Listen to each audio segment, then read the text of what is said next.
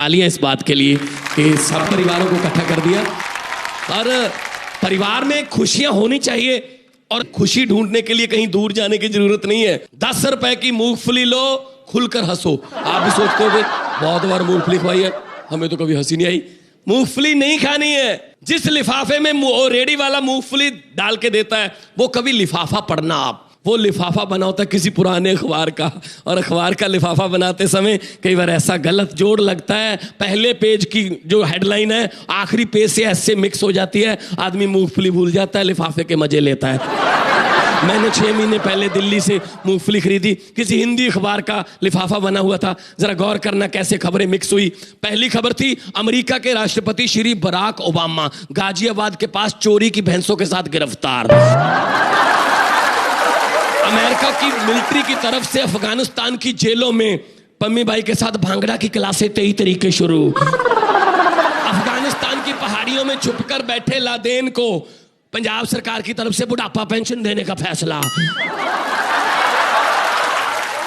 भारत को एथलेटिक्स में सोने के तगमे की उम्मीद, तिहाड़ जेल से 7 कैदी फरार। इसीलिए ये परिवार अवार्ड का जो यूनिक आइडिया शशि जी, अनुज जी को मैं इस बात की बधाई दूंगा, क्योंकि हम परिवारों से बहुत कुछ सीखते हैं। मैं आपको एक पते की बात बोल दूं, बहुत अच्छी बात है जिससे हमारी आने वाली नस्लों को भी कुछ सीखने को मिल सकता है। जब हमारे देश में सर्कस में जानवरों की खेल पर पाबंदी लग गई कि आप टॉर्चर करते हो जानवरों को, तो जानवरों का खेल नहीं हो सकता, तो कोलकाता की एक बड़ी फेमस सर्कस थी, उनके पास 10 शेर और 7 हाथी थे।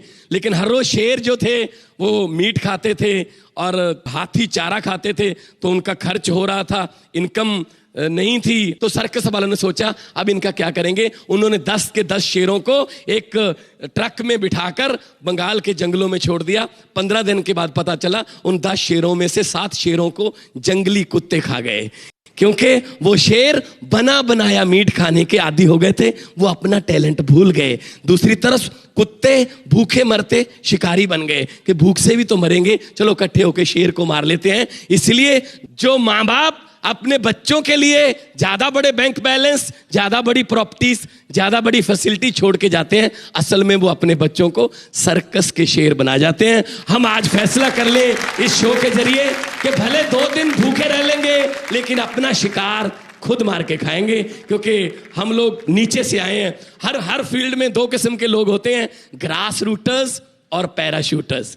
फर्क सिर्फ इतना है, ग्रास रूटर सिर्फ ऊपर को जा सकते हैं और पैराशूटर सिर्फ नीचे को आ सकते हैं।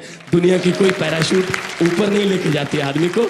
तो इसलिए ये छोटी छोटी चीजें हैं, हंसी के साथ साथ अगर हम ऐसी चीजें भी सीख लें तो अच्छा लगता है। वैसे भी हम गांव से आए हैं, गांव में सरकारी स्कूल हैं, लेकिन सरकारी स्कूलों में पढ़ाई भले ही कम होती है लेकिन दूसरा टैलेंट बहुत उभरता है। आज तक मेरा नाम मेरे गांव के सरकारी स्कूल के ब्लैक बोर्ड पर लिखा हुआ है, किसी की हिम्मत नहीं उसे मिटाने की, क्योंकि मेरे नाम के बिल्कुल ऊपर लिखा हुआ है बेस्ट नलायक ऑफ द सेंचुरी। पहली घंटी में मेरी पिटाई शुरू हो जाती थी।